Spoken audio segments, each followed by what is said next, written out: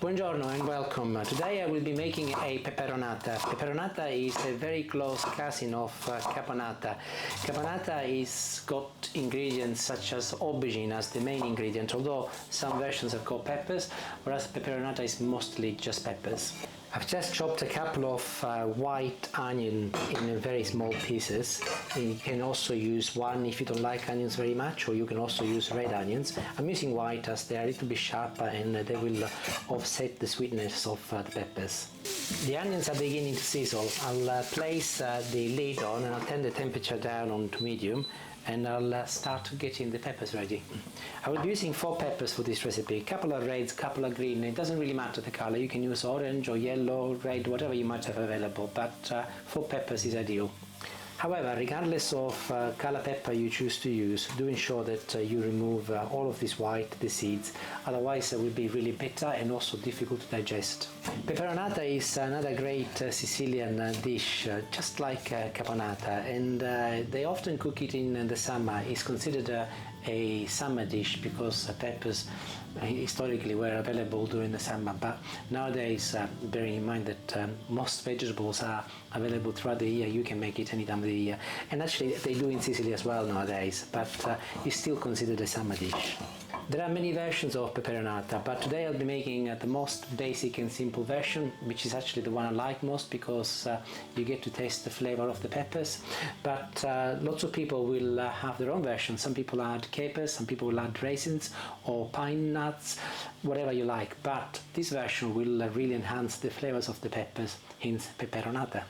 I'm now going along and chopping my peppers into little pieces, approximately an inch square. And by the way, a little tip, do not cut your peppers from the side of the skin, because the knife could slip and you could cut yourself. Always cut it from the inside, much easier. A few minutes in and my onions are looking lovely and smell wonderful already. And that is when my peppers can go in. I'm turning the temperature up again as the peppers are cold and they will have lowered the temperature, and after a minute or so I'll put the lid back on and turn the temperature down again. A key difference between the caponata and the peperonata is the agrodolce that is used when making the caponata. Agrodolce is a mixture of white wine vinegar and sugar that is used in the caponata, whereas in the peperonata is only vinegar. And white wine vinegar is what I'm using now, and I'm adding 70 milliliters into a little jug. The peppers have been simmering for a good 5 minutes. Let's have a look. Looking great. I'll turn the temperature up once again and I'm adding the vinegar. And just like wine, vinegar has got alcohol, and I'll be waiting until the alcohol is totally evaporated. Tin of plum tomatoes, where the little ring is broken. These are whole plum tomatoes. You can also use chopped tomatoes or passata if you like, or better still if you go fresh tomatoes, much better. I would recommend plum tomatoes because they've got a little bit more texture than passata, but obviously your choice. So the alcohol from the vinegar has totally evaporated, and I will add my tomatoes next. And as I want to retain the texture from the tomatoes, I will only give them a very rough chop with my knife. And at the moment I still got the heat on fairly high. It's number 7 out of 9, medium if you go gas. I want to make sure that the ingredients are properly amalgamated together. And whilst the heat is still on high, I will be adding a few olives. These are green pitted olives. I've also got the odd piece of sun-dried tomatoes in them because I keep them together in olive oil. It doesn't really matter, you do not have to add sun-dried tomatoes to the recipe, but I will be putting a good 4 tablespoons of olives for now, and I will also be adding some olives at the end when the recipe is done. Also, you can use black olives if you prefer, or you can have a combination of both, black and green. It doesn't really matter, whatever you fancy most. I just added a little salt, and not a lot while it's cooking. I prefer to leave it until it's totally cooled down. I'm not sure if I mentioned, peperonata is something that tastes much better when it's cold. You can also eat it hot, of course, but once it's cold, then you can also adjust it for salt, much easier.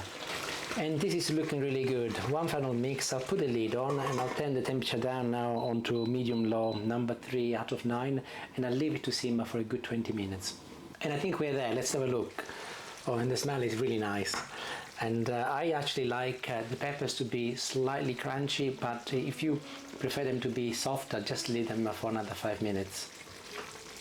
I'll move it away from the hob, and only now that it's cooked I'll add some fresh basil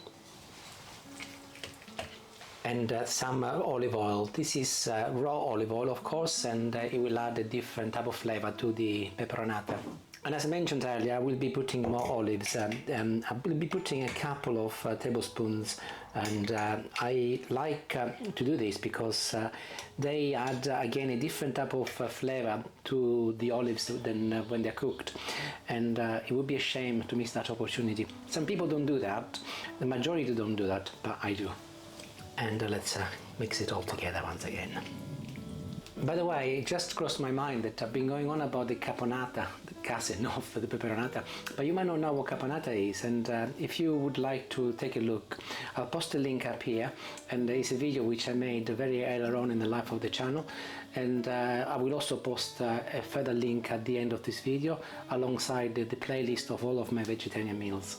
And it is ready. At the moment it's really hot, so I will leave it for an hour.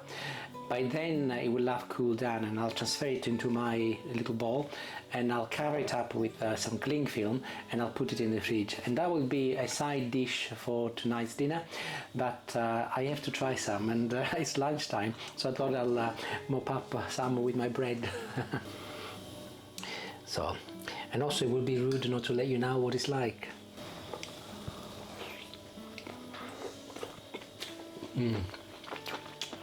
It's really hot. I think it will need a little bit more salt, but I'll wait until it's totally cold, and it's delicious as planned.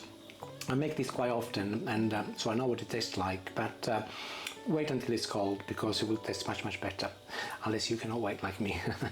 Thank you very much for watching, and if you do make it, let me know how you get on, and I hope you do make it. Ciao ciao.